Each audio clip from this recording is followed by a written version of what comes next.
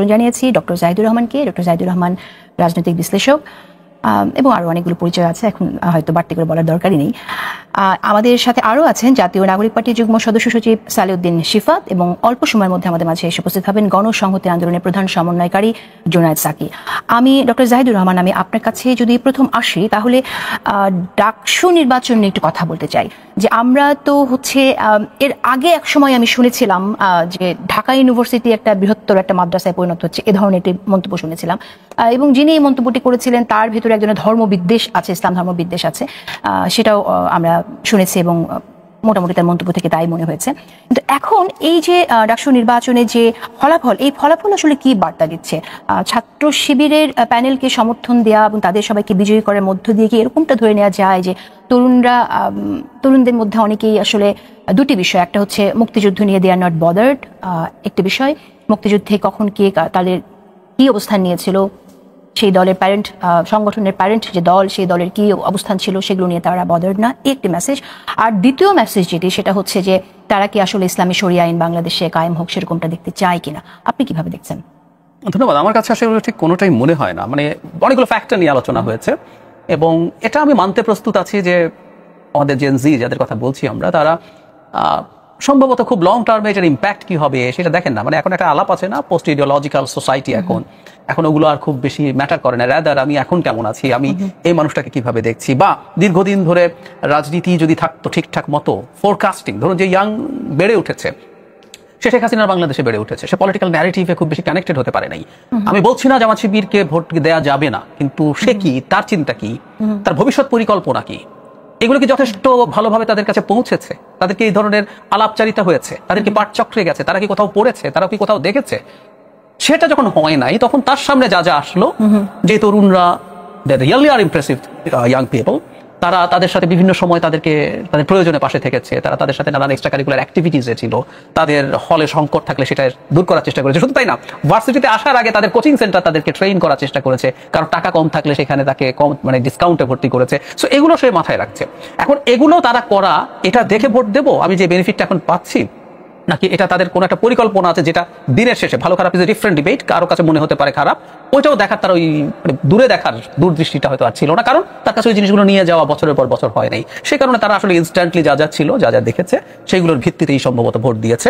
আর একটা কথা একটু যোগ করতে হবে যে শুধুমাত্র তাকে পছন্দ করেছে বলেই তা না, ছাত্রদল তার নিজের নামে রাজনীতি করতে গিয়ে ক্যাম্পাসে বাইরে ছিল। তাতে যেটা দাঁড়িয়েছে, ছাত্রদল আসলে এই এক বছর মোটামুটি চেষ্টা করতে পেরেছে তার একটা অবস্থান তৈরি করার জন্য। আর দেশে যেহেতু নির্বাচন ছিল না, যার বয়স 35 বছর, এখন তার নিচের কেউ ভোটই দেয় নাই। 8 সালে যে ভোট দিয়েছিল তার 18 বছর সর্বনিম্ন বয়সও যদি ধরেন, তার বয়স এখন 35।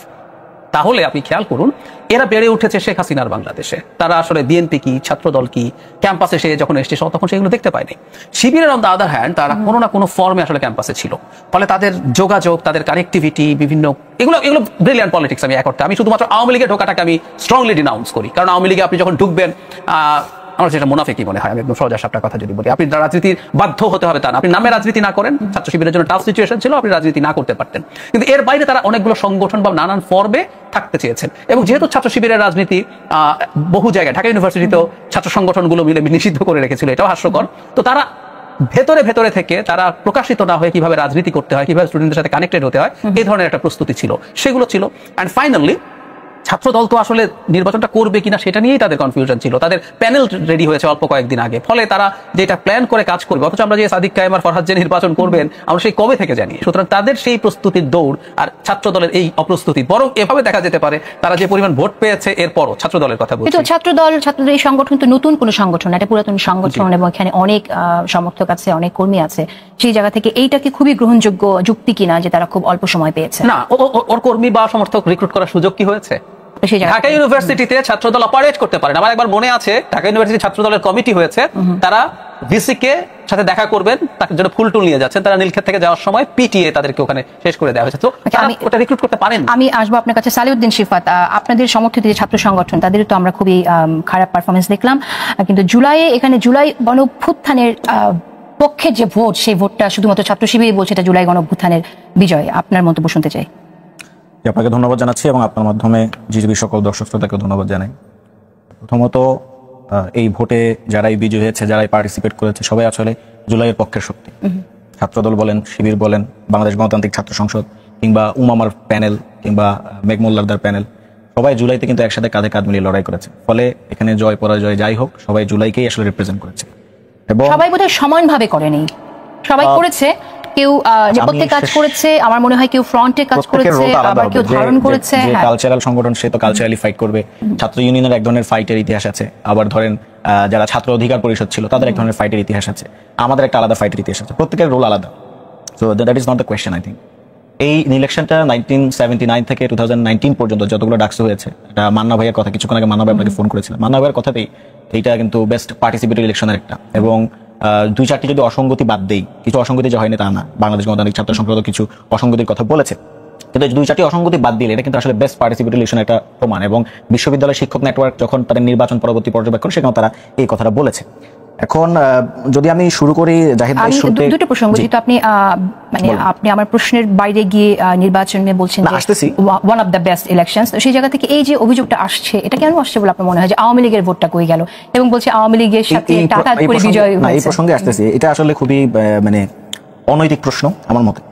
অনৈতিক প্রশ্ন, সেই প্রসঙ্গে আসি। যেমন প্রথমে জাহিদ ভাই একটা কথা দিয়ে শুরু করেছেন যে জেনজি আসলে ফিউচারটাকে বুঝে কিনা, বা মতাদর্শিক কাজিয়াগুলো, মতাদর্শিক দ্বন্দ্বগুলোকে বুঝে কিনা। আমি মনে করি যে জেনজি অবশ্যই মতাদর্শিক দ্বন্দ্ব বুঝে এবং ইডিওলজিক্যাল সিনারিওগুলো বুঝে। এটা মানে পোস্ট ইডিওলজিক্যাল সিনারিও যে এই কারণে বলতেছি না, তারা বুঝে। এখন ধরেন কারা বুঝে নাই, অনেকেই কিন্তু বুঝে নাই বাংলাদেশে। যেমন আপনি 2014 এর ইলেকশন পূর্ববর্তী আপনি দেখবেন যে জামাত বিএনপি ক্ষমতায় আসতে পারে, এই ভয়ে মুজিববাদী যারা বাম ছিল তারা কোনোভাবে এদেরকে ক্ষমতা আসতে দিবে না, তারা আওয়ামী লীগের কর্তৃত্ববাদকে পর্যন্ত সাপোর্ট দিয়েছিল। এরকম প্রমাণ এবং নজির কিন্তু অতীতে আছে। ফলে এই ধরনের চিন্তা অনেকের ভিতরে আসলে ছিল যে আসলে কে ইলেকশনে আসতে পারে, কে জিততে পারবে কিনা। আসলে এগুলোর দরকার নেই। আপনি যেহেতু একটা পার্টিসিপেটরি ইলেকশন হচ্ছে, পিপলরা তো আসলে ম্যান্ডেট দিচ্ছে। আপনি যখন বলবেন যে আওয়ামী লীগের ভোট কোথায় গেল বা কার ভোট কোথায় গেল, তাহলে আসলে এখানে সাধারণ শিক্ষার্থীরা যাকে ভোট দিয়ে নিযুক্ত করছে, তা সে যে ম্যান্ডেট দিচ্ছে তাকে কোয়েশ্চেন করা হচ্ছে। সেও কি তাহলে পাকিস্তানি হয়ে গেল, সেও কি তাহলে রাজাকারদের ভোট দিয়ে দিল? এভাবে কিন্তু অনেকে কিন্তু ফ্রেমিং করছে। আমি গতকাল দেখলাম খুবই আশ্চর্য সহকারে, জাতীয়তাবাদী মহিলা দলের একটা সমাবেশ ছিল, সেখানে সালাউদ্দিন ভাইও বসা ছিলেন। ওই সময় মহিলা দলের কোন একজন নেত্রী বললেন যে ঢাকা বিশ্ববিদ্যালয়ে এই রাজাকারদের কিভাবে নির্বাচন করা হয়েছে। এটা অত্যন্ত মানে বাজে মন্তব্য। তার মানে আপনি শিক্ষার্থীদের যে ম্যান্ডেট, শিক্ষার্থীদের যে ভোট, এইটা শিক্ষার্থীদের এজেন্সি, সেটাকে আপনি স্বীকার করছেন না। আপনি বলছেন না যে শিক্ষার্থীরা ফ্রি এজেন্ট, বরং বলছেন যে তাদের উপর কেউ না কেউ এরকম কোয়ারশন করে, কিংবা সে কিছুই বুঝে না। তো এটা আসলে ঠিক না আর কি। ওই জায়গা নিয়ে আমি আসছি আর কি, কেন কেন শিবির ভোট পাইলো, বা কেন, মানে আমি অন্য একটা আপনাদের সংগঠন, ছাত্র সংগঠন যে সেই জায়গা থেকে আপনাদের সমর্থিত ছাত্র সংগঠন, সেই জায়গায় যেটা জানতে চাই যে কেন এরকম ভরাডুবি হলো। আমি সেই জায়গায় আসতে পারছি, আমি সেই জায়গায় যাব। আমি আগে এই প্রশ্নটা শেষ করি। আমার কাছে জাহিদ ভাই একটা ডিফারেন্ট আনসার আছে যে শিবির কেন এই ইলেকশনে ওই ভোটটা পেয়েছে আর কি। সেটা আমার ব্যাখ্যাটা হচ্ছে এরকম, শিবির তার তৃণমূলে যে একটা রক্ষণশীল চরিত্র আছে, রাজনৈতিক এবং আদর্শিক, সে কিন্তু ঢাকা বিশ্ববিদ্যালয়ে সেই রক্ষণশীল চরিত্রটা সে দেখায়নি।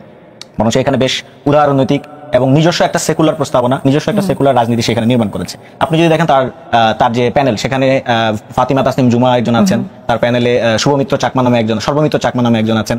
ফলে সে এখানে যথেষ্ট ইনক্লুসিভ, যথেষ্ট উদারনৈতিক হওয়ার চেষ্টা করেছে। ফলে শিক্ষার্থীদের কাছে তার যে রক্ষণশীল চরিত্র, যেটা সে হয়তো তৃণমূল পর্যায়ে সে হয়তো দেখাচ্ছে বা সেখানে হয়তো দেখা যায়, সেটা কিন্তু দেখা যাচ্ছে না, বরং একটা উদারনৈতিক চরিত্র এখানে হাজির হচ্ছে। এটা একটা কারণ। আরেকটা কারণ হতে পারে যে তাকে শাহবাগের ভাষায় ফ্রেমিং করা, এখানে সে ভিকটিম রোলটা প্লে করতে পারছে। আপনি তাকে ধরেন মুক্তিযুদ্ধ ইস্যুতে তাকে নানাভাবে আপনি তাকে আদর্শিক এবং রাজনৈতিকভাবে মোকাবেলা করতে পারেন। আপনি বলতে পারেন যে মুক্তিযুদ্ধের সময় জামাতের যে রোল ছিল সে ব্যাপারে শিবিরকে চিন্তা করে, আরো অনেক কিছুই বলতে পারেন। কিন্তু আপনি যখন তাকে পাকিস্তানি ট্যাগ দিবেন, আপনি যখন তাকে রাজাকার ট্যাগ দিবেন, তখন যে বিশ্ববিদ্যালয়ের শিক্ষার্থীরা নিজেরা হাসিনা কর্তৃক রাজাকার ট্যাগ খেয়েছিল, তারা তো তখন তার সাথে অ্যালাইন ফিল করে। এটাই তো একদম মানে খুবই সিম্পল ইকুয়েশন। এইসব কারণে আপনি যখন তাকে বলছেন যে সেই জায়গা থেকে তারা ফিল করেছে। আমি এই জায়গায় আসবো একটা বিরতির পরে, আমি আসবো। জুনায়েদ স্যার আমাদের মাঝে এসেছেন, আমরা তাকে স্টুডিওতে এখনই নিয়ে ফিরে আসছি আলোচনায়। প্রিয় দর্শক, সাথে থাকুন, ছোট একটা বিরতি নিচ্ছি। সাথে থাকার জন্য সালেউদ্দিন শিফাত। আপনি বলছিলেন আপনার কাছে যে প্রশ্নটা রেখেছিলাম, সে প্রশ্নের জবাব খুব সংক্ষেপে যদি বলেন যে আপনাদের সমর্থিত প্যানেল, বৈষম্যবিরোধী শিক্ষার্থী সংসদ প্যানেলের এরকম ভরাডুবি নেপথ্যে কারণ কি? একটা হচ্ছে প্রথমত ধরেন এখানে অন্যান্য যে প্যানেলগুলো আছে তাদের আসলে সাংগঠনিক রাজনীতি করার অনেক একটা এক্সপিরিয়েন্স আছে। আপনি যদি শিবিরের কথা বলেন, ছাত্র দলের কথা বলেন, কিংবা ইভেন ছাত্র ইউনিয়নের কথা বলেন, তাদের তো বেশ এক্সপিরিয়েন্স আছে, উমামারও আছে। ফলে এখানে যারা এসেছে গণতান্ত্রিক ছাত্র সংসদ, তাদের অধিকাংশ আসলে কোনো পলিটিক্যাল ব্যাকগ্রাউন্ডই ছিল না আগে, অনেকে একদম নিউ। আবার অনেকে ধরেন ছাত্র শক্তি থেকে আসছে, ছাত্র অধিকার পরিষদ থেকে আসছে। অনেকে অনেক জায়গা থেকে আসার কারণেও যেটা হয়েছে, তাদের যে এখানে সাংগঠনিক যে বোঝাপড়া, এটা তৈরি হতে তার সময় লেগেছে, এবং সাংগঠনিক যে স্ট্রেংথ সেই স্ট্যান্ডটা কিন্তু তার ওই অর্থে ছিল না। ধরেন এখানে একটা বড় প্রশ্ন হতে পারে যে বিএনপি থেকে শুরু করে জামাত ইসলামী প্রত্যেকেই তো যেহেতু এখানে ছাত্র সংগঠনগুলো আছে, তারা ধরেন যে পরিমাণ এখানে তাদের পলিটিক্যাল ইনভেস্টমেন্ট সে দিতে পেরেছে, সেটা ধরেন তার প্রচারণা দিয়ে হোক বা আর্থিক সহায়তা দিয়ে হোক ভোট প্রচারণার ক্ষেত্রে, সেটা কিন্তু ধরেন তারা ওই অর্থে পায়নি। এটা একটা ইস্যু। আবার আরেকটা ইস্যু হচ্ছে সমন্বয়হীনতাও আছে, এটা যে একেবারে নাই আমি স্বীকার করছি। ধরেন দেখা গেল যে আমাদের এজিএস যে পদটা আছে সেখানে দেখা গেল যে আমাদের 3 জন প্রার্থী দাঁড়িয়ে গিয়েছে। তো এই যে একটা ইন্টারনাল সমন্বয়হীনতা, আবার তাদের যেহেতু এই সময়টা আসলে তারা পায় নাই, তাদের যারা গঠিত হয়েছে কিন্তু প্রায় 5-6 মাস আগে সর্বোচ্চ। তো এই সময়ের মধ্যে তাকে এগুলো গুছাই নিয়ে আসা এবং হচ্ছে প্যানেল বের করে নিয়ে আসা, এবং ছাত্র দলের মধ্যে কিন্তু আসলে জায়েদ ভাই বলছেন যে প্যানেল পরবর্তীতে হয়েছে অনেক পরে, কিন্তু না, আসলে ছাত্র দলের মধ্যে কিন্তু অনেকেই জানতো কারা কারা এখানে ইলেকশনগুলো করবে। যেমন জিএস পদে শেখ তানভীর হামিম আমারও ফ্রেন্ড হয়, সে আমি জানি যে আসলে সেই ইলেকশনটা ওই দিকে যেতে পারে ডাকসুর দিকে। আচ্ছা, আমার একটি প্রশ্ন একটি হচ্ছে যে আপনার আমরা তো শুনছি যে ছাত্র শিবিরের এই বিজয়ের মধ্য দিয়ে আসলে জুলাই আন্দোলনের অগ্রসৈনিককেই ভোট দিছে শিক্ষার্থীরা, ঢাকা ইউনিভার্সিটির শিক্ষার্থীরা, এই কথাটা আমরা শুনছি। কিন্তু জুলাই আন্দোলনকে সবচেয়ে বেশি ওন করে হচ্ছে আপনার বৈষম্যবিরোধী ছাত্র আন্দোলন, রাইট? আপনারা তো ওন করছেন এবং আপনারা বলছেন যেটা আমাদের আন্দোলনের ফসল। তাহলে শিক্ষার্থীরা কি আপনাকে সেই জায়গায় এন্ডোর্স করলো না? শিক্ষার্থীরা আপনাদের এখানে জুলাই আন্দোলনের ক্ষেত্রে অগ্রসৈনিক ছাত্র শিবির কি মনে করে? আচ্ছা, আমি আনসার করছি, আমাকে একটু সময় দেবেন। প্রথমত হচ্ছে এটা ঢাকা বিশ্ববিদ্যালয়ের সিনারিও আর আপনার গ্রামাঞ্চলের বা বাংলাদেশের অন্য কোনো জায়গায় সিনারিওকে একসাথে মিলালে হবে না। কারণটা হচ্ছে ঢাকা ইউনিভার্সিটিতে আপনার এখানে সে যখন জুলাইতে বিপ্লব করেছে, অভ্যুত্থান করেছে, বৈষম্যবিরোধী আন্দোলন করেছে, তখন সে তানভীর হামিমকেও দেখেছে সামনে সাইডে সে নেতৃত্ব দিচ্ছে, তখন সে আবার আব্দুল কাদেরকেও দেখেছে, তখন সে উমামা ফাতেমাকেও দেখেছে, ইনফ্যাক্ট মেঘ মোল্লা দাকেও দেখেছে। ফলে ঢাকা ইউনিভার্সিটিতে যারা ভোটার আছে, শিক্ষার্থী আছে, তারা কিন্তু জুলাইকে কল্পনা করলে তার চোখে নির্দিষ্ট কোনো দল আসলে ভেসে ওঠে না। কারণ এখানে যারা ইউথ, তারা সবাই কিন্তু ছাত্রলীগ বাদে এবং মুজিববাদী বা আমরা বাদে বাকি সবাই কিন্তু রাস্তায় নেমেছে। সেটা শিবিরও নেমেছিল, ছাত্র দলও নেমেছিল, আমরা গণতান্ত্রিক ছাত্র সংসদ যেটা পর আগে ছাত্র শক্তি আকারে ফাংশন করেছে, ছাত্র অধিকার আকারে ফাংশন করেছে, সবাই কিন্তু রাজপথে নেমেছে। ফলে জুলাই ছাত্রদের চোখে অর্থাৎ ঢাকসুর যে ভোটার আছে তাদের চোখে কিন্তু জুলাইয়ের ব্যাপারটা আলাদা। মানে তখন এখানে প্রত্যেকটা প্যানেলের মাঝে সেই ভোটটা বিভাজিত হয়ে যায়। সেটা আপনার শিবির কিছু অংশ পেয়ে যায়, ছাত্রদল কিছু অংশ পেয়ে যায়, উমামা ফাতেমাও পায়, আবার ধরেন বাংলাদেশ গণতান্ত্রিক ছাত্র সংসদও পায়। এক একজন এক একভাবে এই ভোটটা পাচ্ছে। মানে জুলাই ঢাকা ইউনিভার্সিটি ক্যাম্পাসে আসলে নির্দিষ্ট কোন দলের কাছে এটা। তাহলে স্টেটমেন্টটা ভুল আপনি মনে করছেন? কোনটা? এই যে জুলাই আন্দোলনের যারা কিনা অগ্রসৈনিক তাদেরকে সিলেক্ট করা হয়েছে, এই স্টেটমেন্ট অগ্রসৈনিক, এই অগ্রসৈনিক শব্দটা নিয়ে আমার আপত্তি আছে। আমি অগ্রসৈনিকরাই ভোট পেয়েছে এই শব্দটা নিয়ে আমার আপত্তি আছে এবং এই শব্দ নিয়ে আমার সিরিয়াস ক্রিটিক আছে। আমি বলবো যে এই শিক্ষার্থীরা যাদেরকেই ভোট দিচ্ছে, এখানে সব শিক্ষার্থী তো জুলাই আন্দোলনের সৈনিক, প্রত্যেকটা শিক্ষার্থী যে ভোটার সেও সৈনিক, যে ক্যান্ডিডেট সেও সৈনিক। প্রশাসন নিয়ে কথা উঠেছে, আমরা এখানে ছাত্র দল থেকেও এই অভিযোগ এসেছে, আমরা উমামা ফাতেমার অভিযোগকেও আমরা দেখেছি, এবং আপনাদের সমর্থিত যে সংগঠন বৈষম্যবিরোধী শিক্ষার্থী সংসদ, সেখানে প্যানেলের যে প্রার্থী আব্দুল কাদের সাথে স্পেসিফিক বলেছে প্রক্টর, সহকারী প্রক্টর প্রত্যেকের সাথে জামাতের সংযোগের কথা বলেছে। আপনি কি এই কথাটা আপনি একমত কিনা? কারণ আপনি বলেছেন যে এই নির্বাচন প্রশ্নের ঊর্ধ্বে। না, নির্বাচন একটা হচ্ছে নির্বাচন প্রশ্নের উদ্দেশ্যে সেটা বলি নাই, আমরা বলেছি নির্বাচন যে ইনক্লুসিভ এবং পার্টিসিপেটরি। এখন প্রশ্ন যে আপনার দুই একটা অসঙ্গতি থাকলে যে আপনার প্রশ্ন যে হবে না এটা না, আপনি যদি কয়েকটা অসঙ্গতি থাকে প্রশ্ন তো উত্থাপন হবে। এখনো অনেকে প্রশ্ন উত্থাপন করছে, তবে ওই অর্থে কাউকে আসলে ভোট বর্জন, ভোট বয়কট এই অর্থে দেখি না। এবং বাংলাদেশ গণতান্ত্রিক ছাত্র সংসদও কিন্তু ভোট বয়কট করে নাই, ভোট বর্জন করে নাই, এবং ছাত্র দলও কিন্তু ভোট বর্জন বা বয়কট করে নাই। সালাউদ্দিন আহমেদ সাহেব স্পষ্ট বলেছেন, দেখলাম যে তারা এই ডাকসু নির্বাচনে যারা বিজয়ী তাদেরকে শুভেচ্ছা জানিয়েছে। তো ফলে অভিযোগ যে থাকবে না তা না, অভিযোগগুলো যদি থাকে সেগুলো আমি মনে করি যেটা প্রশাসন অলরেডি বলেছে যে অভিযোগগুলো জমা দেওয়ার জন্য, সেই প্রক্রিয়া দেখেছি অনেকেই ইতিমধ্যে অভিযোগগুলো দায়ের করছে, এবং সেগুলো নির্বাচনকালীন সময়ে কিছু কিছু অভিযোগ উত্থাপিত হয়েছে যেগুলো পরবর্তীতে আবার ডিবাং করা হয়েছে আর কি। যেমন একটাতে আমাদেরই প্যানেলের একজন বলেছেন যে হয়তো বাকেরকে তিনি ভোট দিয়েছিলেন কিন্তু বাকের 0 ভোট পেয়েছেন ওই হলে, কিন্তু পরবর্তী দেখা গেছে আসলে বাকের 0 ভোট না, বরং 124 ভোট পেয়েছেন ওই হলে। তো ফলে কিছু কিছু অভিযোগ তো ওই সময় ডিবাং করা হয়েছে বা ওই সময়টা জবাব দেওয়া হয়েছে। তো সামনেও যদি কোনো অভিযোগ থাকে, মানে অভিযোগ থাকলে তো প্রশ্ন অবশ্যই থাকবে এবং সেগুলো জবাব আই হোপ যে। কিন্তু এটা তো এই এলিগেশনটা আব্দুল কাদের যে এলিগেশনটা তুলেছে এটা সিরিয়াস এলিগেশন। এই এলিগেশন থেকে আপনি কি মনে করেন যে সে আসলে ভুল এলিগেশন নিয়ে এসেছে এটা, নাকি এটা যদি যোগাযোগ থাকেও, যদি মানে এটা তো নির্বাচন করবে যারা, এটা তো একদমই তাদের নিরপেক্ষ থাকতে হবে, তাই না? তো সেই জায়গা থেকে বিশ্ব দলের সাথে বিশেষত আমাদের যে ভিসি স্যার আছেন তিনি তো ছাত্র দলের নেতাদের সামনে বলেছেন যে তিনি কখনো কোনো রাজনৈতিক দলের সাথে উদ্যোগের সাথে ছিলেন না। এখন যদি তারা যারা অভিযোগ করেছেন তারা যদি বের করতে পারেন, কিংবা যদি আব্দুল কাদের বলে থাকেন তার কাছে যদি কোনো প্রুফ থাকে হয়তো তিনি সামনে নিয়ে আসবেন, বাট টিল নাও আমার জায়গা থেকে আমি দেখিনি। তো ফলে ব্যক্তিগত জায়গা থেকে আমি মনে করি যে আমি কয়েকটি জায়গায় স্পেসিফিক উদাহরণ দিয়েছেন। আচ্ছা, আমি একটু এগিয়ে যেতে চাই, আমি জুনায়েসাকে আপনার কাছে আসবো। আপনি আসার আগে সালিউদ্দিন শিফাত একটি কথা বলেছেন, খুব ইম্পর্টেন্ট কথাটি, সেটা হচ্ছে যে এবার ছাত্র শিবিরকে আবার নতুন করে রাজাকার বলা হলো, এবং যে রাজাকার আসলে গালিতে পরিণত হয়েছিল যখন শেখ হাসিনা সবাইকে রাজাকার বলে গালি দিতেন। তো সেই জায়গা থেকে ঢাকা ইউনিভার্সিটির স্টুডেন্টসরা রিয়াকশন হিসেবে ছাত্র শিবিরকেই ভোট দিয়েছে। তাহলে আমার প্রশ্ন হচ্ছে যে মুক্তিযোদ্ধার প্রসঙ্গটা আসলে পরে কি ভোট কমে যাবে কিনা? ধন্যবাদ আপনাকে, আমি সবাইকে সালাম এবং শুভেচ্ছা জানাচ্ছি। আসসালামু আলাইকুম। ডাকসু ইলেকশন নিয়ে বোধহয় আলোচনা হচ্ছে। আমরা তো অনেক আগেই শিক্ষাঙ্গন ছেড়েছি, তারপরেও আমি কতগুলো সাধারণ পর্যবেক্ষণ থেকে কয়েকটা কথা বলি। যে কোনো নির্বাচনের ক্ষেত্রে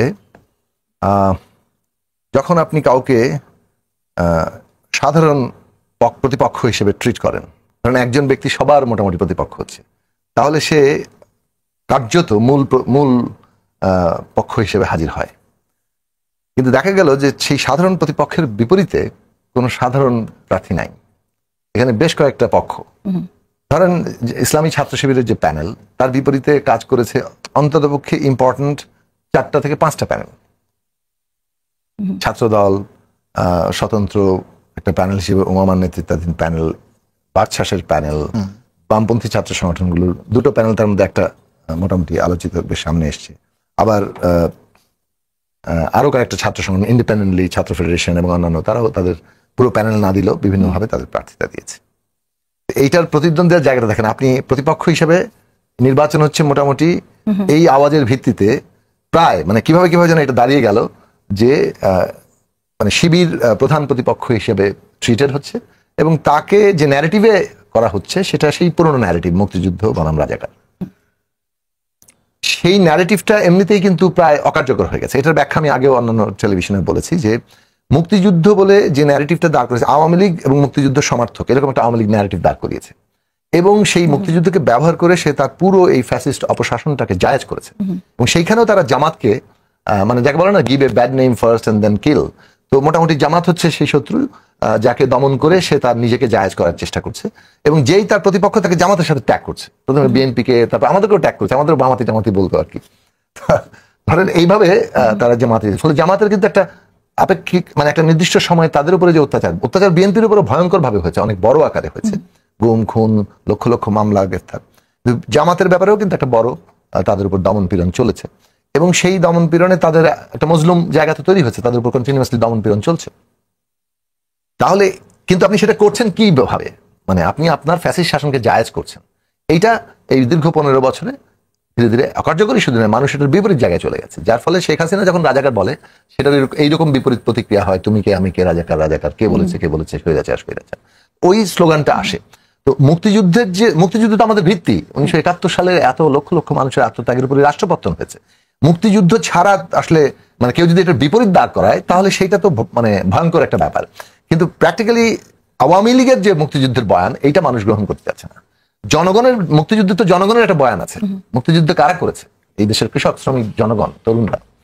হ্যাঁ, আওয়ামী লীগের রাজনৈতিক ভূমিকা সেখানে ছিল, তারা বড় দল নেতৃত্বকারী জায়গায় ছিল, কিন্তু জনগণের যে ভূমিকা, জনগণের যে বয়ান, তার যে আকাঙ্ক্ষা, যেটা সাম্য, মানবিক মর্যাদা, সামাজিক ন্যায় বিচার, সেই জায়গা কিন্তু 54 বছরে প্রতিষ্ঠিত হয়নি। ফলে মুক্তিযুদ্ধের যে বয়ান, জনগণের বয়ান, যেখানে তার আকাঙ্ক্ষা প্রতিষ্ঠিত হয়নি, কিন্তু বিপরীতে আওয়ামী লীগের একটা বয়ান আছে যে বয়ান দিয়ে সে সমস্ত কিছুকে দখল করছে, অন্যদিকে একটা দমন পীড়ন কিংবা এই দখলকে একটা ফ্যাসিবাদী ব্যবস্থাকে জায়েজ করছে, সেইটার প্রত্যাখ্যান ঘটেছে। সেইটাকে আবার যখনই মুক্তিযুদ্ধ আর এই রাজাকার বাইনারিতেই আপনি উপস্থাপন করছেন, মানুষ মনে করছে ও বোধহয় আওয়ামী বয়ান নিয়ে আসছে।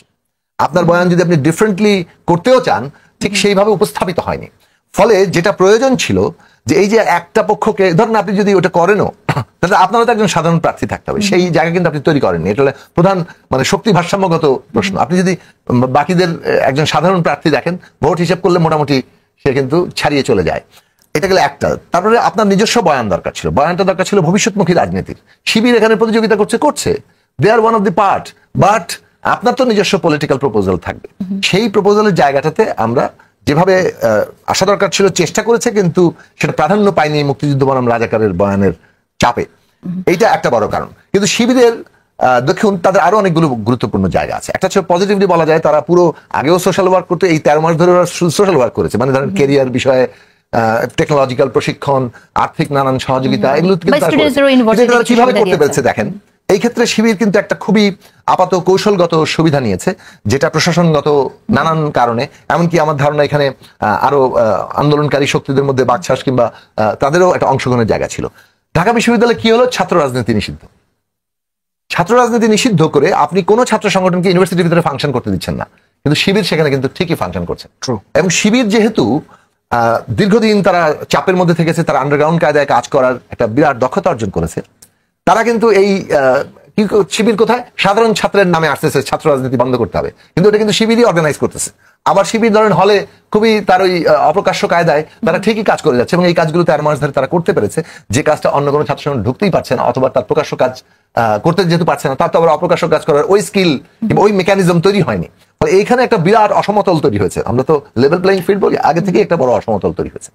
তারপরে ধরুন আরো অনেকগুলো ফ্যাক্টর আছে, যেভাবে ছাত্রদল একটা বড় প্রতিপক্ষ হিসেবে হাজির হলো, কিন্তু ছাত্রদল বিএনপি কতগুলো বিষয়ে তাদের অলরেডি ট্রেডমার্ক হয়ে গেছে। ও তারা চাঁদাবাজি করছে, ও তারা সংস্কার চায় না, ও আচ্ছা বিএনপি পাওয়ার আসলে বিচার হবে না, এই কতগুলো ন্যারেটিভ কিন্তু বেশ শক্তভাবে দাঁড় করিয়ে ফেলা হয়েছে। এই সবগুলো জিনিস মিলে আপনার, আমি আরো 5টা পয়েন্ট বলতে পারি, কিন্তু আমি যে জায়গাটা বলতে চাইছি যে এই জায়গাটাতে একটা পোলারাইজেশন ঘটেছে, যেখানে ছাত্ররা ঠিক সবাই শিবির সমর্থক শিবিরের পলিটিক্সের সেটা নয়, কিন্তু শিবির আবার নিজের যে উইক পয়েন্ট গুলো আছে ঢাকা বিশ্ববিদ্যালয়ের শিবির, সেগুলোকে আবার কিছুটা আনার চেষ্টা করেছে। যেমন ধরেন আপনি একজন মানে একজন অ্যাক্টিভিস্ট যিনি এই জায়গাগুলোতে সে হাজির করছে কিছুটা নিজেকে লিবারেল ফর্মে, আর ছাত্রছাত্রীরা দেখছে যে আচ্ছা এ তো যা বলা হচ্ছে তা পুরো না, অন্যদিকে তার বিরুদ্ধে এইভাবে আক্রমণ যেহেতু হচ্ছে, কাজেই আমরা তার প্রতি একটা সিম্প্যাথেটিক অথবা এই জায়গাতে আমার মনে হয় রাজনীতিতে তো কৌশলও খুব ইম্পর্টেন্ট। এই কৌশলটাই মনে হয় শিবির জামাতকে অনেক এগিয়ে দিয়েছে, কারণ জামাত যা না জামাতের কৌশল এখানে আমরা তাই দেখলাম আসলে। এবং আমার কনক্লুসিভ কথাটা হচ্ছে যে শিবিরের কৌশল যতটা এফেক্টিভ ছিল, বাকিদের কৌশলের ব্যর্থতা তার চেয়ে বেশি এফেক্টিভ। তৃণমূলের যে শিবির আর ঢাকা ইউনিভার্সিটির শিবির, এবার তারা কিন্তু ডিফারেন্ট রোল প্লে করছে। তৃণমূলের যেটা রক্ষণশীল চরিত্র আপনি দেখবেন, আমি এটাই শুরুতে বলেছি, ঢাবিতে কিন্তু সে একটা উদারনৈতিক এবং সেকুলার রোল প্লে করতে চেয়েছে, এবং আসলে ভোটটা কিন্তু ওখানেই পড়েছে। বলতে পারেন যে শিবিরের রাজনীতি থেকে অনেকটা সরেছে বলে তার নিজের গ্রহণযোগ্যতা তৈরি করেছে। আসলে শিবিরের রাজনীতি থেকে সরে গেছে কিনা বা শিবির থেকে সরেও যায় সেটা আরেকটা প্রশ্ন। আমি বলছি যে ইলেকশনের সময় নিজেকে সে যেভাবে প্রেজেন্ট করেছে সেখানে সে কিছুটা সরেছে, এটা তার কৌশল, কিন্তু এটার এফেক্টিভিটি একটা আছে নিশ্চয়ই। আমার বক্তব্য হচ্ছে যে যেহেতু বিশ্লেষণ করছি আমরা পক্ষ বিপক্ষ না নিয়ে, বাকিদের যে কৌশল, সেই কৌশলের ব্যর্থতা অথবা ইনএফেক্টিভিটি শিবিরের কৌশলের এফেক্টিভিটিকে অনেক বাড়িয়ে দিয়েছে। ডক্টর জাহিদুর রহমান, আমি আপনার কাছে শুনতে চাই যে বিএনপি থেকে এখন যেটা বলছে যে এই নির্বাচনে আসলে আওয়ামী লীগের ভোট কার কাছে গেছে, মানে পক্ষান্তরে আওয়ামী লীগের ভোট নিয়ে এই বিজয় হয়েছে, এই কথাটা বলা হচ্ছে। এই কথাটা বলার মধ্যে দিয়ে কি আসলে বিএনপি দায়িত্ব শেষ হয়ে যায়? বিএনপি কি উচিত না যে ছাত্র দলের আসলে কেন এখানে পরাজয় হয়েছে সেটা খুঁজে বের করে? এবং আপনার কাছে কি মনে হয়, যেমনটি জুনায়েদ সাকি বললেন যে তাদের দলের যে চাঁদাবাজির অভিযোগ আছে সেটার একটা প্রভাব এখানে থাকতে পারে, এবং আমি এমনটাও শুনেছি যে ছাত্ররা অনেকে, শিক্ষার্থীরা অনেকে ছাত্রলীগের সাথে গুলিয়ে ফেলছে অনেক ক্ষেত্রে। তো আপনার কি মনে হয় যে বিএনপি সেই পলিটিক্সটা ছাত্রদল সেই পলিটিক্সটা ঠিক মতো করতে পারছে না কেন? আমি আসছি, আর এই যে সাকিব ভাই যেটা বললেন বা সিফাতও যেটা বললো যে এক ধরনের লিবারেল অ্যাটিটিউড দেখাচ্ছে ছাত্র শিবির, আমি আসলে শুরুতে ঠিক এই কথাটাই বলেছিলাম।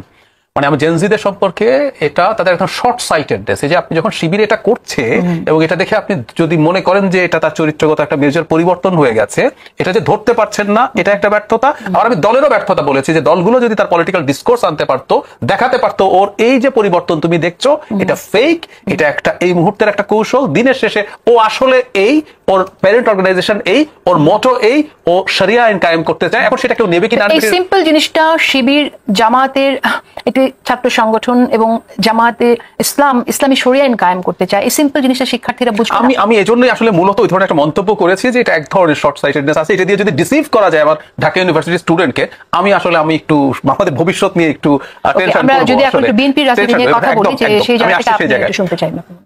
ছাত্রলীগের ভোট যদি জামাত নিতে পারে, এটা জামাতের কৃতিত্ব। ওই স্টুডেন্টরা ওখানে পড়ে, ওই ভোট মানে বাংলাদেশের এখানে এবং জাতীয় রাজনীতিতে আওয়ামী লীগের যে ভোট ব্যাংক আছে সেটা সবারই চেষ্টা করা উচিত তার দিকে নেওয়া।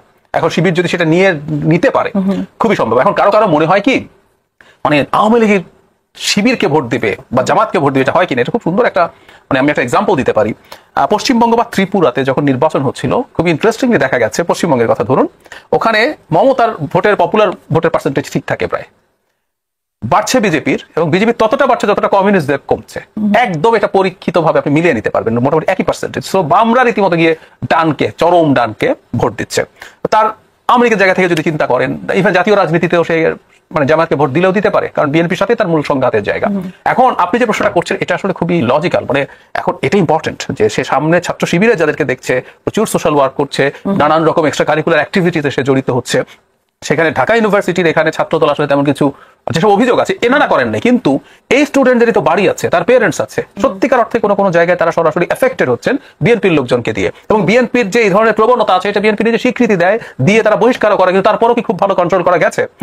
সুতরাং সামনে এই ব্যাপারটা আসবে। এবং আরেকটা ব্যাপার, অ্যান্টি ইনকামবেন্সি ফ্যাক্টর বলি আমরা, এখনো বিএনপি ক্ষমতায় আসে নাই, কিন্তু অগ্রিম অ্যান্টি ইনকামবেন্সি ফ্যাক্টর কাজ করেছে যে ও তো ক্ষমতায় আসতে পারে, বা এটা ফ্যাক্ট যে একটা সঠিক নির্বাচন হলো ক্ষমতায় আসার আগেই। আচ্ছা, ক্ষমতায় আসলে না, আমি আবার মনে করি ক্ষমতায় আসলে সম্ভবত একটু বেটার অবস্থা হতে পারে, কারণ তখন তাদের হাতে প্রশাসনিক ক্ষমতা থাকবে। কিন্তু ওরা মনে করছে যে ক্ষমতায় আসবে, আমি আগে ভাগে আমি একটা এরকম পদক্ষেপ নিয়ে রাখি, কারণ এই সম্ভাবনা থাকে। আর ক্ষমতায় আসার আগে ক্ষমতা খানিকটা গ্লিমস দেখা গেছে, তো সেই কারণে সেটা একটা এক ধরনের অ্যান্টি ইনকামবেন্সি ফ্যাক্টর এখানে কাজ করে থাকে। তবে আমি আপনার সাথে একমত, বাংলাদেশে এই রাজনীতি আসলে বিএনপি কে মানতে হবে। এবং আমরা নেপালের দিকে তাকাই, আপনি যদি, নেপালে তো অবৈধ সরকার ছিল না, ও তো ভালো ভোটে নির্বাচিত সরকার ছিল, কিন্তু আপনি সুশাসন দিতে পারেন নাই, আপনি দুর্নীতি করেছেন, আপনার ছেলে মেয়েরা গিয়ে শান শওকতে থাকে আর ইয়াংরা বেকার থাকে, আপনাকে না খেদায় দিবে। সো বিএনপি কে এটা ভবিষ্যতে বুঝতে হবে, এইভাবে দেশ চালালে চলবে না। সালেউদ্দিন শিফাত, আমরা তো শুনলাম যে এনসিপি মধ্যপন্থার দল হবে, আপনাদের অনেক আয়োজনও দেখলাম আমরা, এখনো আপনাদের চেষ্টা আছে, কিন্তু অনেকে বলছে যে দলটি এনসিপি অপ্রাসঙ্গিক হয়ে যাচ্ছে, এবং আপনাদের শুভানুধ্যায়ী পিনাকি ভট্টাচার্য তিনি তো বলেই দিয়েছেন এনসিপির ভবিষ্যতের নেতিবাচক মন্তব্য তিনি করেছেন। এনসিপি দাঁড়াতে পারছে না কেন? আচ্ছা, সেই প্রসঙ্গে আসছি। আমি সেই প্রসঙ্গে আসছি। তার আগে হচ্ছে গিয়ে এই আওয়ামী ভোট যে তত্ত্ব, সেটা আমি একটু বলতে চাই আর কি, সঙ্গে যে দাবির সঙ্গে বলতে পারি না আর কি। আমার মনে হচ্ছে যে আওয়ামী ভোট এই শব্দ দিয়ে বা আওয়ামী ভোট ব্যাংক এই শব্দটা বন্ধ দিয়ে আমাদের বিভিন্ন জায়গায় জায়েদ ভাইকে তো অনেকে আক্রমণ করেছিল, রাজনৈতিক বিশ্লেষক, বুদ্ধিজীবী, চিন্তক, বিশিষ্ট মিডিয়া ব্যক্তিত্বরা প্রায় সময় এটা ফাঁদ পাতার চেষ্টা করেন আওয়ামী লীগকে যাতে করে রিলেভেন্ট করা যায়, আওয়ামী লীগকে যাতে পলিটিক্সে ইন করা যায় এবং ইলেকশনে যাতে ইনক্লুড করা যায়, যে আওয়ামী ভোট ব্যাংকটা তাহলে কি হবে। আপনি দেখে থাকবেন যে ডাকসু ইলেকশনের মধ্যে দিয়ে আসলে কিন্তু আওয়ামী লীগের যে ভোট ব্যাংক তথাকথিত বলা হয় ছাত্রলীগের ভোট ব্যাংক, এটা একটা মিথ ছিল এবং এই মিথটা ভেঙে গেছে। কেন বলতেছি?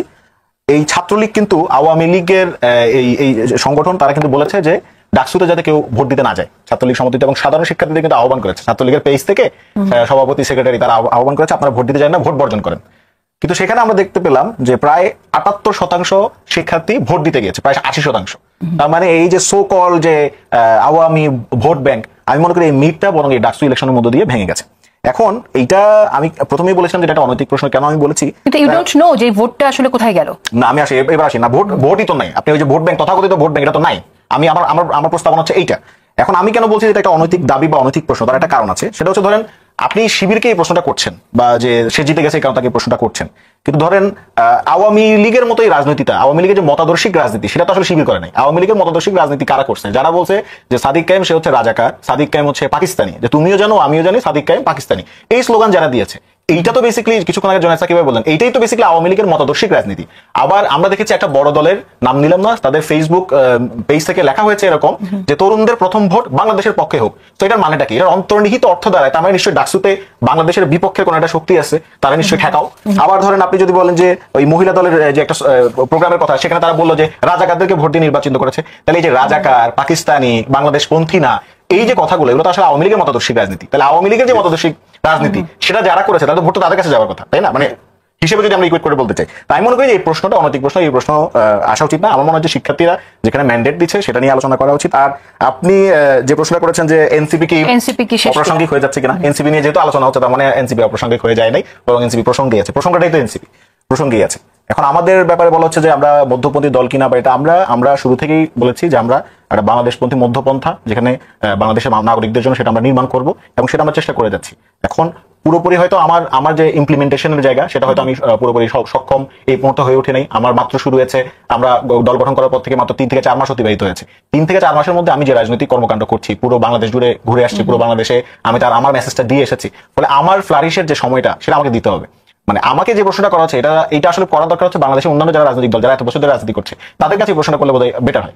আমার যে প্রস্তাবনা, আমার প্রস্তাবনা অনুযায়ী কিন্তু আমি এখন পর্যন্ত চলেছি, এবং কেউ এটা আসলে দেখাতে পারবে না আমার দলে যে পরিমাণ ইনক্লুসিভিটি আছে সেটা বোধহয় এখন পর্যন্ত এরকম বিরল। আপনি আমি যখন ইউনিভার্সিটিতে পড়ছি, দলিত হরিজন নামে যে এই ধরনের একটা পলিটিক্স হয়, বা দলিত হরিজনরা যে বাংলাদেশের মেইন স্ট্রিম পলিটিক্সে অংশ নিতে পারে না, এটা কিন্তু আমি জানতাম না। কিন্তু আমি যখন আমরা একটা পার্টি করছি, তখন আমি আবার এই দলিত হরিজন থেকে শুরু করে সবাইকে কিন্তু ইনক্লুড করছি। আমাদের আজকে আমি দেখলাম যে একটা জায়গায় যে বরিশালে দলিতদের একটা কমিউনিটিকে উচ্ছেদ করার চিন্তা করছে, আমরা কিন্তু সেটা নিয়েও কাজ করছি। ফলে আমাদের জায়গা থেকে আমরা মধ্যপন্থী হওয়ার, অন্তর্ভুক্তিমূলক করার জন্য আমাদের সর্বোচ্চ চেষ্টাটা আছে। হয়তো ইমপ্লিমেন্টেশনের জায়গাটা ঘাটতি আছে, তার কারণ সময়। আশা করছি যত সময় যাবে তত আমরা সেই প্রসঙ্গে আমরা এগিয়ে যেতে পারবো ইনশাআল্লাহ। আচ্ছা, আমি একটু জাকসু নির্বাচনের কথা বলতে চাই। জুনাসাকে আপনি কিভাবে দেখছেন? এখানে 5টি প্যানেল ভোট বর্জন করলো, ছাত্রদল, সম্প্রীতির ঐক্য, সংসপ্ত পরিষদ, স্বতন্ত্র অঙ্গীকার পরিষদ এবং সমাজতান্ত্রিক ছাত্র ফ্রন্ট আংশিক প্যানেল। জানেন যে আমি একটু এর আগে ঢাকা ইউনিভার্সিটি নিয়ে বলি। দেখুন, বাংলাদেশে সবচেয়ে দুঃখজনক ব্যাপারটা মানে জায়গাটা হচ্ছে যে একটা নির্বাচন আমরা গ্রহণ করতে পারি না। এখন নির্বাচন হলে তো জয় পরাজয় হবেই, সেটা মেনে নেওয়ার বিষয়টা আমাদের থাকতে হবে। কিন্তু মেনে নেওয়ার ব্যাপারটা কখন আসে? যখন আমার নির্বাচন প্রক্রিয়া সম্পর্কে আস্থা তৈরি হয়। ওই আস্থার সংকটের কারণেই তো যত রকম সমস্যা। তাহলে নির্বাচন যাতে আস্থাপূর্ণ হয় সেইটার ক্ষেত্রে আমাদের কর্তৃপক্ষের সবচেয়ে বড় মনোযোগটা থাকা দরকার। এর মধ্যে সামান্য গাফিলতি কিন্তু অনেক বড় গাফিলতি। কারণ হচ্ছে যে যেহেতু আস্থাটাই প্রধান সমস্যা, সেখানে আপনার সামান্য গাফিলতির কারণে যে একটা বড় অনাস্থা তৈরি হতে পারে, এটা প্রায় একটা ধরেন ওই মানে বড় ধরনের অপরাধেরই কাছাকাছি, মানে আপনার সামান্য গাফিলতি। ফলে কোনো সামান্য গাফিলতিও আপনার কোনো অ্যাকসেপ্ট করার জায়গাটা নেই, কারণ এই অতিরিক্ত সচেতনতা, নির্ভুলতা আমাদের জাতীয় জীবনের জন্য দরকার। সে কারণে আমরা ঢাকা বিশ্ববিদ্যালয় কর্তৃপক্ষকে অনুরোধ করবো যে ধরনের অভিযোগগুলো এসছে, সবগুলো অভিযোগ এবং এখনো নতুন নতুন করে অভিযোগের জায়গাগুলো তৈরি হচ্ছে, সেটা যথাযথ তদন্ত করা দরকার, যাতে সকলের মধ্যে নির্বাচন নিয়ে আস্থার জায়গাটা আসে। কারণ এটা কিন্তু একটাই নির্বাচন না, অনেক বছর পরে হয়েছে বলে ডাকসু ইলেকশন প্রায় মানে একেবারে এত ফোকাস, এত জায়গা যেটা পেয়েছে সেটা তো রেগুলার ইলেকশন হলে এটা যেতে পারবে। আজকে যেমন জাকসু ইলেকশন হচ্ছে, ওই ফোকাস কিন্তু ডাকসুর ফোকাস জাকসুতে নাই। কিন্তু আমি ধরুন সারাদিন ঐক্যমত্য কমিশনের মিটিং এ ছিলাম, ওখানেও কিছু কিছু দেখছিলাম যে নির্বাচন হচ্ছে, এবং বিকেল বেলার পর থেকেই দেখলাম যে একে একে অভিযোগের জায়গাগুলো আসছে, এবং প্রত্যেকটা দল মানে বিশেষভাবে মোটামুটি 3-4টা প্যানেলকে দেখলাম যে তারা অভিযোগ করেছেন যে নির্বাচন সুষ্ঠু হচ্ছে না ইত্যাদি। একই দাবিটা আমি জাকসু কর্তৃপক্ষের কাছেও করব। এবং মানে আমরা তো অনেকদিন একসাথে টক শো করেছি, জাকসু যিনি এখন ভাইস চ্যান্সেলর, তো তাকে আমরা বলবো যে এই আস্থার জায়গাটা ফিরিয়ে আনা অত্যন্ত জরুরি। ফলাফল নিয়ে এখনই পর্যন্ত জাকসুর বিশ্লেষণ আমি না যাই, আমি ঠিক ফিরি প্রায় একই কথাই বলবো যে একটা জায়গা কিন্তু আমার বলতে হবে, সেটা হচ্ছে যে আমাদের বর্তমান প্রজন্মকে বোঝার ক্ষেত্রে আরো একটু সময় ব্যয় নিশ্চয়ই আমাদের করতে হবে। প্রজন্মগত একটা পার্থক্য তৈরি হয়, কিন্তু একটা জিনিস ঘটেছে বাংলাদেশে, একটা আমাদের শিক্ষা ব্যবস্থার অবস্থা আমরা সবাই জানি, এবং সেই শিক্ষার মধ্যেও ইতিহাস চেতনা বলে যে জিনিসটা, মানে আমরা তো আসলে ইতিহাসের জীবন যাপনই করি, আমি যা বলি করি সব তো ইতিহাসের কথাই বলি। এই যে আমরা ইতিহাসের জীবন যাপনটাই করি, কোন ইতিহাস চেতনা, কোন ইতিহাস বোধ আমার মধ্যে আছে? যেহেতু ইতিহাসকে কেন্দ্র করে একটা ব্যাপক দলীয়করণ হচ্ছে, মানে ইতিহাসের দলীয়করণ একেবারে মানে সবটাই আর কি, এবং সেটাকে ব্যবহার করা হয়েছে একটা দমন পীড়নের হাতিয়ার হিসেবে। ফলে আমাদের এখানে যে ইতিহাসের যে ন্যারেটিভটা মানে দাঁড়ায়, সেইটা মোটামুটি এমনকি অনেক ক্ষেত্রে প্রতিষ্ঠিত ন্যারেটিভ গুলো প্রায় প্রশ্নবিদ্ধ হয়ে উঠছে, এবং বলা যেত অনেক ক্ষেত্রে উল্টো ন্যারেটিভ এখন বেশ আকর্ষণীয় হয়ে উঠছে, কিংবা সাবস্ক্রিপশন মানে সাবস্ক্রাইব করা বাড়ছে, অনেকে এটা গ্রহণ করছেন। এইটা তো যে যার মতো, মানে ইউটিউব আছে, সোশ্যাল মিডিয়া আছে, যে যার মতো করে করছেন। ফলে যেটা একটা বড় সমস্যা দাঁড়াচ্ছে যে এই ইতিহাসের দলীয়করণ, তাকে দমন পীড়নের হাতিয়ার হিসেবে ব্যবহার করা, এবং আমাদের শিক্ষা ব্যবস্থার মধ্যে যে মানে ওই একই জিনিস দলীয়করণটা ঘটেছে, তার মান একেবারে খারাপ হয়েছে। সব মিলিয়ে এই প্রজন্মের মধ্যে একটা সাময়িক ব্যাপার আছে, মানে খুব খুব তাৎক্ষণিকতার ভিত্তিতে সিদ্ধান্ত গ্রহণ করার ব্যাপার আছে বলে আমি আবারও অত্যন্ত সতর্কতার সাথে শ্রদ্ধা রেখে আমি কমেন্টটা করছি যে এইটা যদি থাকে, এটা বিষয়ে মনোযোগ দেওয়া দরকার। কারণ শিক্ষা ব্যবস্থা যে খারাপ অবস্থা, এইটুকু আমি খুব মানে আত্মবিশ্বাসের সাথে বলতে পারি, এবং সেইটার মানের দিকে আমরা মনোযোগ না দিলে আমরা জাতীয়ভাবেই একটা বিপদের মধ্যে পড়ব। আরেকটা বড় জিনিস আছে, শেখ হাসিনার ব্যাপারে আমার একটা স্পষ্টত অভিযোগ তুলতে হবে। মানে আমি জানি না আওয়ামী লীগের জেনারেল সমর্থক নেতা কর্মী মানে যাকে বলে তৃণমূলের, তারা একইভাবে ভাবেন কিনা, আমার মনে হয় যে তারা একইভাবে ভাবেন না। কিন্তু শেখ হাসিনার যে ন্যারেটিভ এবং তার বিশিষ্ট পারিষদরা যারা আসলে এই গণহত্যার সাথে সরাসরি অভিযুক্ত, তারা আপনি যদি দেখেন 5 তারিখের পর থেকে যে ন্যারেটিভে তারা আসলে কাজ করেছে, সেটা হচ্ছে কমপ্লিট ডিনায়াল, এবং এটা একটা 5ই আগস্টের ষড়যন্ত্র। এবং আমরা না থাকলে, বহু টকশো করেছে, আপনি হয়তো না থাকবেন, আমরা না থাকলে দেশ তো জামাতিদের দখলে চলে যাবে, আমাদের থাকতে হবে এবং এই যে এই ন্যারেটিভটা প্রুফ করানো, এই গ্র্যান্ড ন্যারেটিভ প্রুফ হলে তার পলিটিক্সের মানে ফেরত আসার সম্ভাবনার জায়গাটা তৈরি হয়। এটা কিন্তু রাজনৈতিক দিক থেকে আছে, এটা আমি আপনাকে ফুটনোট আকারে দিয়ে রাখবো।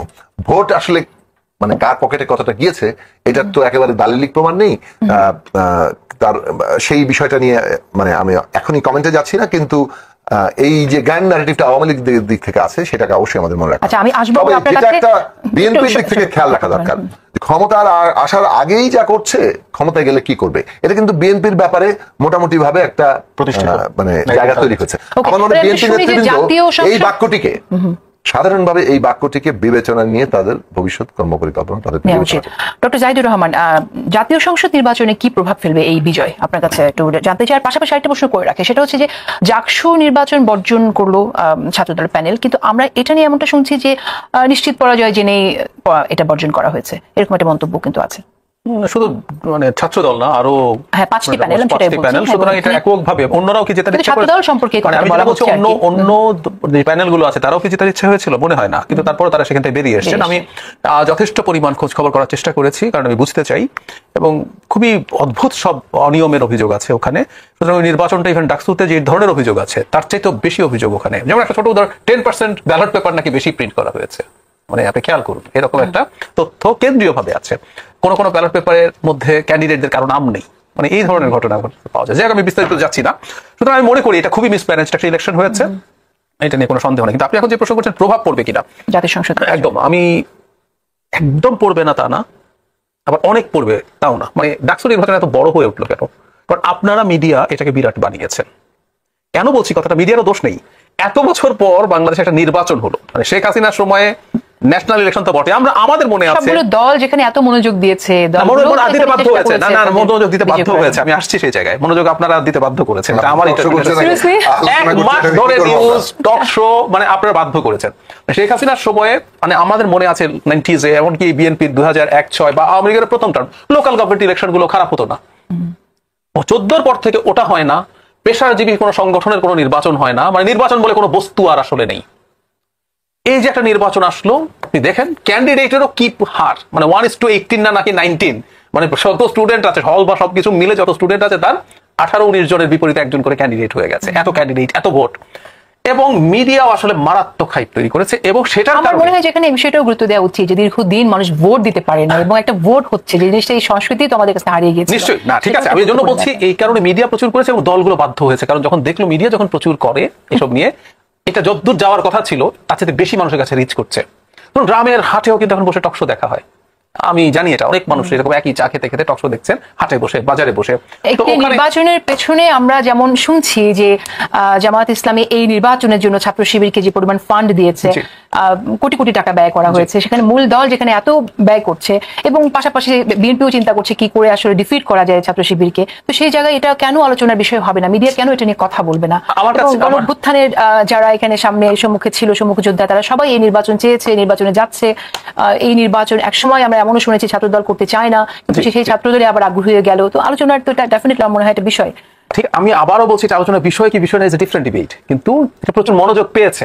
আর এটা যৌক্তিক কারণেই পেতে পারে, বা কোনো কোনো ক্ষেত্রে হয়তো আমি মনে করবো যে এটা হয়তো একটু বেশি হয়েছে, এটা আপনার সাথে আমি ডিফার করতে পারি, কিন্তু যেহেতু হয়েছে দলগুলোকে নামতে হয়েছে। কিন্তু ওই যে বললাম, এটা যতটা দেখা গেছে মিডিয়াতে ডাকসুর এত বড় ব্যাপার, জাতীয় নির্বাচনের প্রেক্ষাপটে এটা আসলে এত বড় ব্যাপার না, কারণ আবার এত ছোটও না, কারণ এখন কিন্তু মানুষের কাছে তথ্য পৌঁছে যায়। এই যে আমরা বললাম, আমরা মানুষ টক শো দেখছে, মানুষ নানান রকম ভাবে, অনেক ইউটিউবার্স আছেন যাকে রেগুলারলি শুনেন, তার ওখানে গিয়ে তিনি শুনছেন, ডাকসু নিয়ে কথা বলছেন, লিখছেন, বলছেন, তো কিছুটা প্রভাব পড়বে। কিন্তু হয় কি, একটা জাতীয় নির্বাচন অনেক বড় ইস্যু, একটা দল যখন আরেকটা দলের বিরুদ্ধে, আমি একদম সোজাসুজি যদি বলি, বিএনপির বিরুদ্ধে এই মুহূর্তে জামাত প্রধান প্রতিপক্ষ, সে একটা ইসলামী জোট করতে পারে, যদি পারে বা নাও পারে সেই প্রধান প্রতিপক্ষ। সো যখন প্রধান প্রতিপক্ষ দুটো ডিফারেন্স এত বেশি, যখন যদি খুব কাছাকাছি হতো, তাহলে ওই যতটুকু চেঞ্জ হবে সেটা হয়তো ইম্প্যাক্ট ফেলতে পারতো। যেমন ধরুন, অনেকে বলেন 90-এ যে ডাকসুতে ছাত্র দল জিততে পারলো, সেটার ইম্প্যাক্ট বিএনপি আওয়ামী লীগের নির্বাচনের ক্ষেত্রে, কারণ দুটো কাছাকাছি শক্তির দল ছিল। গ্যাপ যদি অনেক বড় হয়ে যায়, গ্যাপ অনেক বড়, যেমন সেকেন্ড দল হলে আমি এখনো মনে করি, তো ওখানে যতটুকু পরিবর্তন হবে এটা খুব মেজর কোনো কিছু হবে বলে আমি মনে করি না। সালাউদ্দিন শিফাত, আমি একই প্রশ্ন আপনার কাছে রাখবো, আপনার কাছে কি মনে হয় যে এটা জাতীয় সংসদ নির্বাচন যদি হতে থাকে, আরো যদি জিততে থাকেন তারা, যেমন তারা যদি অন্যান্য ছাত্র সংসদ জিতেন এবং ভবিষ্যতে এভাবে জিততে থাকেন, আস্তে আস্তে এটার একটা ইম্প্যাক্ট খালি এই বছর না, পরের বছর, পরের নির্বাচনে এভাবে করতে পারে। এখন কি রকম ইম্প্যাক্ট রাখবে? আপনি একটা কথা বলেছেন যে তৃণমূলের কাছে ছাত্র শিবির যেরকম, ঠিক একই ছাত্র শিবির তো এখানে না, ছাত্র শিবির নিজেদের এখানে যেভাবে তুলে ধরেছে সেটা একেবারে ভিন্ন ঢাকা ইউনিভার্সিটিতে। এই পরিবর্তনটাকে জামাত ইসলামী যদি আনে, সেটা আসলে কি ইম্প্যাক্ট ফেলতে পারে? জামাত ইসলাম জোট করতে পারে, ইসলাম ঐক্য জোট করছে, আরো অন্য দলের সাথেও জোট করতে পারে, আপনাদের সাথেও জোট করতে পারে। রাইট? তো সেই ক্ষেত্রে আসলে কিরকম সে প্রসঙ্গে আসছি, আসলে মিডিয়া অ্যাটেনশনটা নিয়ে আমি একটু বলতে চাই আর কি। আসলে মিডিয়া অ্যাটেনশন ব্যতীত ডাকসু নির্বাচন অনেক বছর পর হচ্ছে এবং শিক্ষার্থীদের নির্বাচিত প্রতিনিধি নাই। সবসময় দেখা যায় যে দলীয় যে দল ক্ষমতায় থাকে সেই দলের ছাত্র সংগঠনই রাজ করে প্রতিষ্ঠানগুলোতে। তো ফলে ডাকসু নির্বাচনে আবার যারা ভিপি হয় তারা কিন্তু একটা সময় ভিপি, জিএস বা এজিএস বা নির্বাচিত যারাই প্রতিনিধি তারা কিন্তু গণতান্ত্রিক আন্দোলনের লড়াই সংগ্রামগুলোতে কিন্তু গুরুত্বপূর্ণ ভূমিকা পালন করে। তো এগুলো নিয়ে আসলে জনমনে অনেক বেশি চিন্তা আকাঙ্ক্ষা আছে। আর ডাকসুকে কেন্দ্র করে জামাত এবং বিএনপির তরফ থেকে যে ধরনের আমরা এই যে পেশি শক্তির একটা মহড়া দেখলাম, এইটাকে অ্যাড্রেস করা উচিত। মানে দুই দলই কিন্তু আসলে চেয়েছে আর কি যে এখানে তাদের যে প্রার্থীরা আছে সমর্থিত তারা যাতে বিজয় অর্জন করুক এবং তার ফলাফল যাতে প্রভাবিত হয়। এবং বিশেষত বিএনপির তরফ থেকে বেশি দেখা গেছে, শাহবাগ মোড় থেকে শুরু করে আমাদের অফিসের সামনে থেকে দেখলাম বিশাল বড় বড় মিছিল যাচ্ছে এবং নয়াপল্টনেও দেখলাম বড় মিছিল হয়েছে। এবং কি চট্টগ্রামে সেখানে ডাকসুর কারচুপির অভিযোগে চট্টগ্রামের জাতীয়তাবাদী দলের কিছু অঙ্গ সংগঠন তারা প্রোগ্রাম করেছে। ফলে দুইটা দলে কিন্তু আসলে এখানে তারা বেশ উৎসুকতা সহকারে কিন্তু ডাকসু নির্বাচনটা দেখেছে। এবং কেন ইম্পর্টেন্ট আমি মনে করছি, আমি ডাকসু নির্বাচনকে জাতীয় সংসদ নির্বাচন এবং হচ্ছে এই রাষ্ট্র সংস্কার যে প্রক্রিয়াটা চলছে ঐকমত্য কমিশনে সাকিবেরা কাজ করছেন, তো এগুলোতে আমি মনে করি খুব গুরুত্বপূর্ণ ভূমিকা পালন করবে। কারণ তারা তো আসলে they are the elected representatives of the students. ফলে স্টুডেন্টসরা যেহেতু অ্যাজ বর্গ আকারে ছাত্র জনতার অভ্যুত্থান আমরা বলি, গণ অভ্যুত্থান বলি, কিন্তু ছাত্ররা আসলে এই অভ্যুত্থানের ড্রাইভিং ফোর্স ছিল লিডারশিপের জায়গা থেকে। ফলে ছাত্র অ্যাজ বর্গ আকারে তারা সেটাকে কিন্তু রিপ্রেজেন্ট করে হচ্ছে এই যে ইলেক্টেড যারা রিপ্রেজেন্টেটিভস থাকবে, সেটা ডাকসু হোক জাকসু হোক যেখানেই হোক। সো অ্যাপার্ট ফ্রম জামাত কি করলো দ্যাট ডাজেন্ট ম্যাটার, বা বিএনপি করলো দ্যাট ডাজেন্ট ম্যাটার, কিন্তু স্টুডেন্টদের অ্যাজ এ হোল যে ভয়েস এটা কিন্তু তার ইলেক্টেড রিপ্রেজেন্টেটিভসদের দ্বারাই কিন্তু আসবে। ফলে স্টুডেন্টরা বিশেষত আপনি দেখবেন যে তারা প্রো রিফর্ম, সেটা যে দলেরই হোক, সেটা বিএনপির হোক কিংবা এই শিবিরের হোক কিংবা গণসংহতি আন্দোলনের হোক, যারাই হোক তারা কিন্তু প্রো রিফর্ম। দেখেন এই যে প্রো রিফর্ম যে একটা ব্যাপারটা আছে, তার মানে সংস্কার প্রক্রিয়াটাকে বেগবান করা, এটাকে স্থায়িত্ব দেওয়া, এটার জন্য কিন্তু আপনার গুরুত্বপূর্ণ ভূমিকা পালন করবে। আপনি দেখবেন যে বিএনপির ফজলুল সাহেব যে কথা বলছেন তাকে টকশোতে গিয়ে ডিফার করছেন হচ্ছে তানভীর বারী হামিম, ছাত্র দলের যিনি মনোনীত জিএস ছিলেন। কারণ এই যে স্টুডেন্টদের মধ্যে একটা আলাদা একটা ইউনিটি আছে। জাতীয় সংসদ নির্বাচনে কিরকম ভূমিকা রাখবে? এক মিনিটে শেষ করবেন। জাতীয় সংসদ নির্বাচন এটাই, জাতীয় সংসদ নির্বাচনে কারা প্রো রিফর্ম। কারণ বিশ্ববিদ্যালয়ের যে শিক্ষার্থীরা এখানে আছে তারা তো নির্দিষ্ট একটা এলাকাকে রিপ্রেজেন্ট করে। আপনি একটা জিনিস শেয়ার করবেন, ছাত্র দলের ভোট কমার কিন্তু একটা গুরুত্বপূর্ণ কারণ আছে, সেটা হচ্ছে প্রত্যেকটা এলাকায় গিয়ে তারা ওই শিক্ষার্থী যারা আছে তাদের ফ্যামিলির কাছে গিয়ে রিচ করেছে এবং ফ্যামিলিকে মেম্বারকে দিয়ে ফোন করিয়েছে এখানকার শিক্ষার্থীকে যে আমরা আবার এমনও শুনেছি যে জামাত ইসলামী যারা এটা সব প্যানেল থেকে এটা হয়েছে। তো ফলে এটার কারণে কিন্তু শিক্ষার্থীরা এটাকে বাজেভাবে নজর দিয়েছে। তার মানে নিশ্চয়ই শিক্ষার্থীদের একটা প্রভাব কিন্তু তাদের পরিবার ওই এলাকায় অবশ্যই আছে। যে প্রত্যেকটা এলাকায় কিন্তু দেখবেন যে ঢাবি শিক্ষার্থী, জাবি শিক্ষার্থী, তাদের এক ধরনের প্রভাব থাকে। মানে তারা তাদেরকে মানুষজন মনে করে যে মেধাবী, তারা ভবিষ্যতে বড় কিছু হবে। তো তাদের যে প্রভাব নাই, ব্যাপারটা এরকম না। তারা যখন কাউকে ভোট দিয়ে ইলেক্ট করে তখন যাদেরকে ইলেক্ট করছে তাদেরও একটা প্রভাব থাকে। এবং আজকে দেখবেন যে এই ঢাকা ইউনিভার্সিটি থেকে শুরু করে একদম আমার গ্রামের একদম চায়ের দোকান পর্যন্ত ডাকসু ইলেকশনটা আলোচনা একদম কেন্দ্রবিন্দুতে আছে। এবং অনেক তৃণমূলের বিএনপি কর্মীরাও বলছে, তৃণমূলের বিএনপি কর্মী যারা আছে তারাও কিন্তু বলছে যে আমাদের রাজনীতিটাকে পরিবর্তন করা দরকার। জুনায়েদ সাকির কাছে একটু লাস্ট কমেন্ট শুনতে চাই যে জাতীয় সংসদ নির্বাচনে এই যে ইলেক্টেড প্যানেল এরা কিভাবে আসলে ভূমিকা রাখতে পারে খুব সংক্ষেপে। এবং রিফর্মে আমরা জানি যে এখন একটি সিদ্ধান্ত এসেছে, আজকে আপনি সারাদিন সেখানে সময় দিয়েছেন, কি আপডেটটা কি যদি খুব সংক্ষেপে বলেন যে আমরা কি আসলে জুলাই সনদে সিগনেচার সবাই করছে এরকম একটা পজিটিভ দিকে যাচ্ছে কিনা? আচ্ছা, ওটা আগে বলে নেই। একটা হচ্ছে যে জুলাই সনদের মোটামুটি চূড়ান্ত রূপটা সেটা দেওয়া হয়েছে। আগামী পরশু দিনের মধ্যে, শনিবারের মধ্যে প্রত্যেক দল যে সিগনেচার করবে তাদের প্রতিনিধি ঠিক করার জন্য বলা হয়েছে। সম্ভবত তারা একটা তারিখ জানাবেন যেদিন স্বাক্ষরের ব্যাপারটা থাকবে। কমিশনের পক্ষ থেকে বলা হয়েছে জুলাই সনদ একটা দলিল, আর বাস্তবায়নের প্রক্রিয়া নিয়ে আরেকটা ডকুমেন্ট তৈরি হবে। সেক্ষেত্রে যা মতামত পাওয়া যাচ্ছে সেটা তারা সরকারকে জানাবেন, যেহেতু ঐকমত্য কমিশনের বাস্তবায়নের এখতিয়ার নেই। ঐকমত্য কমিশন কেবল বাস্তবায়ন প্রক্রিয়া নিয়ে পলিটিক্যাল পার্টিগুলোর মধ্যে কি আলোচনা হলো, কোথায় কনসেনসাস হলো অথবা হলো না, সেটা তারা ওখানে জানাবেন। তো এই ক্ষেত্রে এখন পর্যন্ত হয়েছে যে রাজনৈতিক দলগুলো আমরা যেটা প্রস্তাব করেছিলাম যে এই সরকার সংবিধান বহির্ভূত সমস্ত সংস্কার প্রস্তাবগুলোকে অর্ডিন্যান্সের মাধ্যমে বাস্তবায়ন করতে পারে, পরে জনপ্রতিনিধিরা র্যাটিফাই করবে।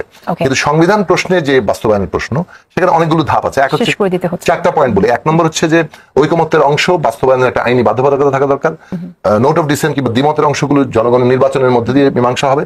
আগামী নির্বাচনে এই সংস্কার টেকসই হওয়ার জন্য সেটা আগামী সংসদকে দুটো ক্ষমতা দিতে হবে, একটা হচ্ছে মৌলিক সংস্কারের এখতিয়ার, অন্যদিকে রাষ্ট্র পরিচালনার এখতিয়ার। এই জায়গাগুলো থাকলে তাহলে আমাদের দিক থেকে আমরা প্রস্তাব করেছি, কিন্তু এই বিষয়ে এখন কোনো ঐকমত্য আসেনি।